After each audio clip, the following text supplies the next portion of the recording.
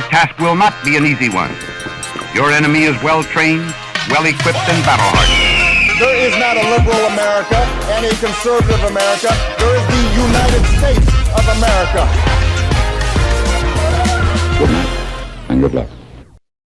Hey folks, it's Rick. This is the elephant in the room. And this week's elephant in the room is exhaustion.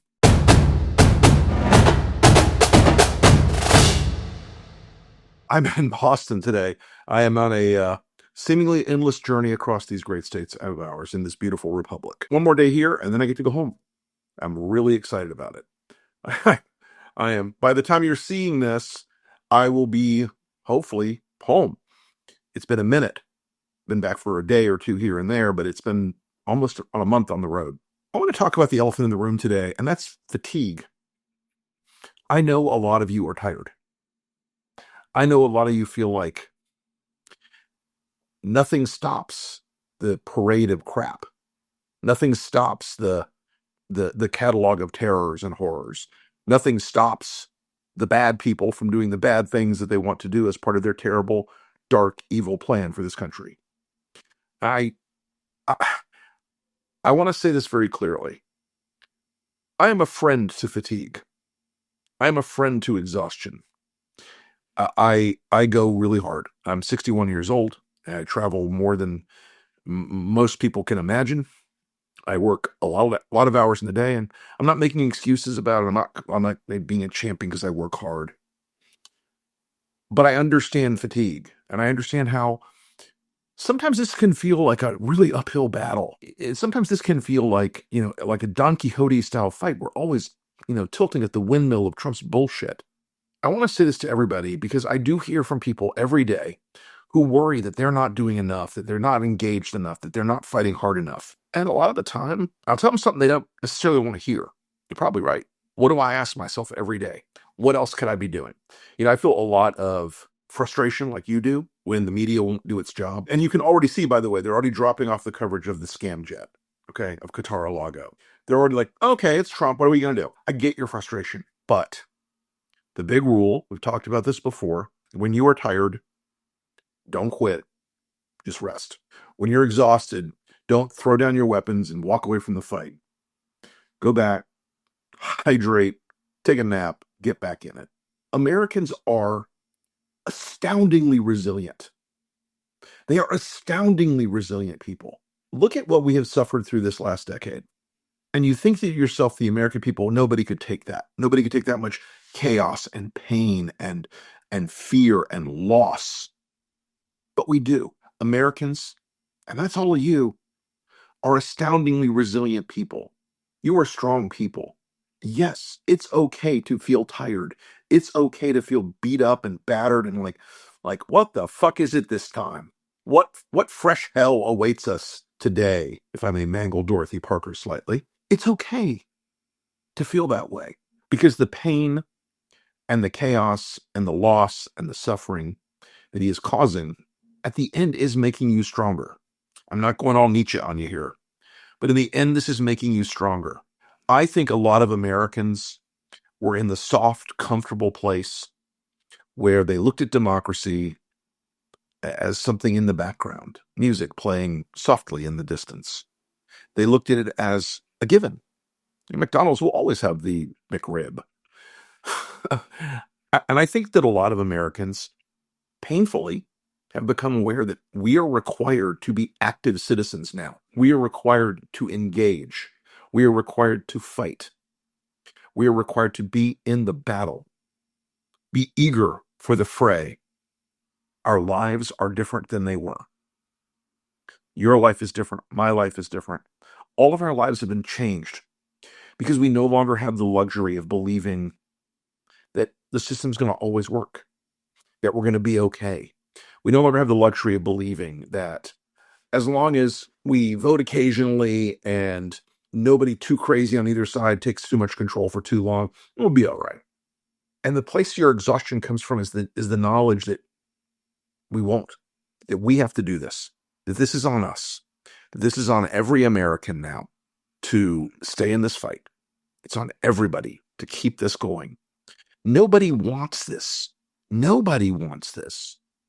Even a lot of these Republicans who have been lockstep loyalists to Trump, I have not heard so much anxiety and fear and what happens if he dies, what happens if they catch us, what happens if this goes wrong, what happens when this is over. Because there are a lot of Republicans now who understand there's a moment where this will end someday. We may be in a place where the country is unrecognizable and it's a very terrible end. Donald Trump's days are on a calendar now. It's years, not decades, knock wood. The actuarial tables are undefeated presently in all of human history. But that moment between now and then, that moment between the last time he walks out or is carried out of the White House, there's a long way between here and there. Now, look, this fight after Trump, the decades-long cleanup we're going to have to mount after this, is a great work. It is a great and painful work ahead of us. We are going to have to reform this government. We're going to have to reform the parties. We're going to have to reform ourselves as citizens. We're going to have to never again, stop me if you've heard that phrase before, never again allow this kind of authoritarianism and corruption and kleptocracy to define our country, to define our nation, to define our people. Because right now, a word I hate, our international brand for generations was that the Americans were the clumsy geniuses. They were the bumbling titans. They were the nation with so much power it hardly understood what to do with it. And there were countries that have always had our least salutary interests at heart. Russia, China. We've let Russia put all of Europe at threat. We've let Russia continue a brutal war crimes regime in Ukraine. We've let China become the global leader of economic power. We've let China become a global leader in soft power. Because you know what? Those USAID bags, rice, grains, beans that used to be delivered in the poorest and darkest and most terrifying crises in the world used to have USAID on them. Now that's in Mandarin. And so that feeling of the disconnection of what you believed America is and what it is acting like today is what makes you tired. It's what makes you exhausted. And look, I know we all wanted to win in the fall of 24, but that moment, that night on election night, when you saw the numbers rolling up, you should think about that as the lowest you got, as the toughest it's been. Because it was. It's a tough night. Can't dispute it. But every day, he shows you two things. And I really find a lot of strength and energy when I talk about this with people. The first thing you should be reminded of every day is that while they are evil, they are also largely stupid. Who's the they I refer to? The they are most of the people Trump has empowered to enable his weird authoritarian fantasies. Some of them are smart, and the smarter ones are the more evil ones. Stephen Miller, call your office, in the Reichsministry of National Security. But they're making gigantic mistakes. They're making mistakes that are unable to be rectified by Trump's mere popularity with his base. They are proposing a budget that gives Elon Musk a multi-billion-dollar tax break every year while slashing Medicaid to the bone and Medicare to the bone. I have heard from several Republican folks on the Hill, 2 in the Senate, 1 in the House, on the Republican side, who have said, if they pass this big, beautiful bill and the Democrats can't beat us, it's because Trump has a deal with the devil. The Republicans' own polling in the House for the NRCC, for the House caucus, let me rephrase that. The polling for the House caucus, I don't know if the NRCC paid for it or if the outside super PAC paid for it, on the cuts to Medicare and Medicaid are so bad, are so fucking terrible as a political impact that Mike Johnson did not want them to be briefed on it. Those numbers are out there, though. They're making mistakes. Trump is making mistakes, too. The jet, whether you think it is outrageous or not, and it is, it's a mistake. One thing that always popped up in all those old focus groups about Trump, oh, he's too rich to be corrupt. He makes so much money. He's a billionaire. He could never be bought. Yes, he can. You got the guys that own TikTok just bought $300 million of Trump's scam coin. You've got this jet deal. You've got Uday and Kusei Trump going out and making these real estate deals for golf courses and condos and bullshit all over the Middle East. This administration is the most profoundly corrupt administration in history, and corruption always catches up. It is a force of political gravity that they are underestimating, and it is a mistake what they're doing. Whether they face any legal liability for it, the political liability is real, it's spectacular, and it's going to hurt them politically. These guys down the food chain, these Republican candidates down the food chain, you know what they're running on right now? You know what they're running on against their Democratic opponents right now? Their message is, oh, you covered up for Biden being too old. Let me tell you guys, that ain't it, Chief. That ain't it. They have embraced the trade war and its devastation to come. They've embraced the scam culture and corruption around Trump. They have embraced the Bitcoin scams. They have embraced the plane scam. They've embraced the real estate scam. As economic hardship increases on Trump's own voters, guess what? They're going to be looking across and going, well, that motherfucker got a $500 million jet, and I can find the dolls my daughter wants. They are making mistakes. People who get tired make mistakes. His own people are tired. His own people live every day in a culture where a snitch can get you fired. They live every day in a culture where the lies build up and up and up, and lies weigh on people over time. Because while a lot of them are sociopathic, they're not all at the sociopathic level of a Donald Trump. While a lot of them are crazy, they're not all as crazy as Donald Trump. This jet has been a big fracture point inside of the MAGA movement.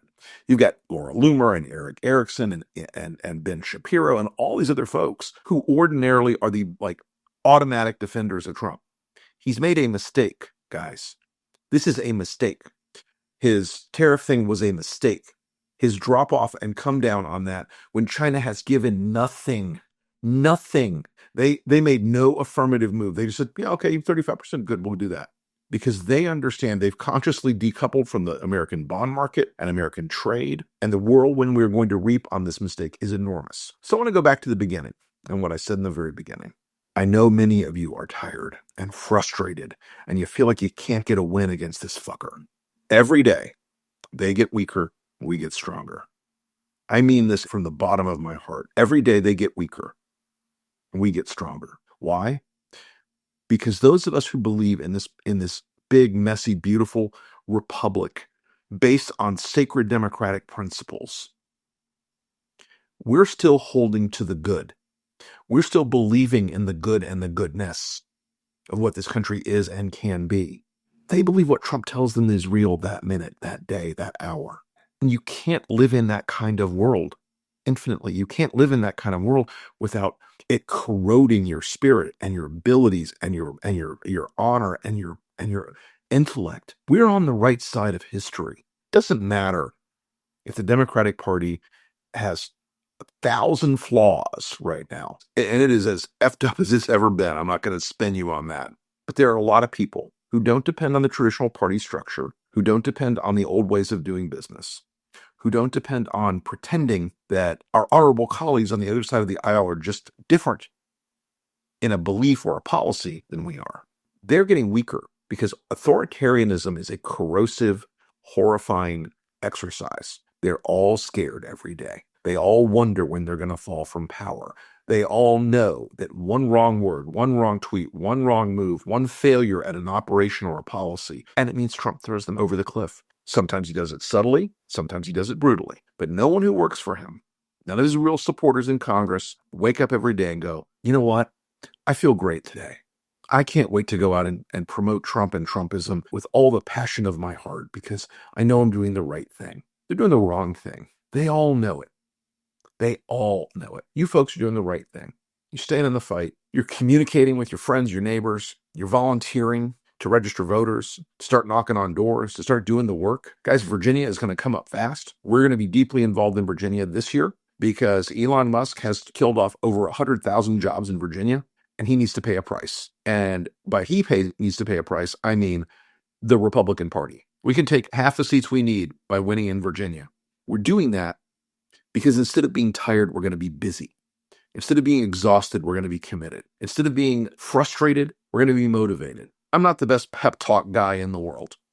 I will tell you the truth when I'm tired or when I'm pissed off or when I'm unmotivated. But right now, they are losing. Trump's numbers are in the ditch. Trump's supporters' numbers are in the ditch. The Democrats have a lot of work to do to get themselves out of the ditch. We can help, but for my mind right now, the most important thing all of you can do is rest, recommit, stay in this fight. And that, my friends, is the elephant in the room.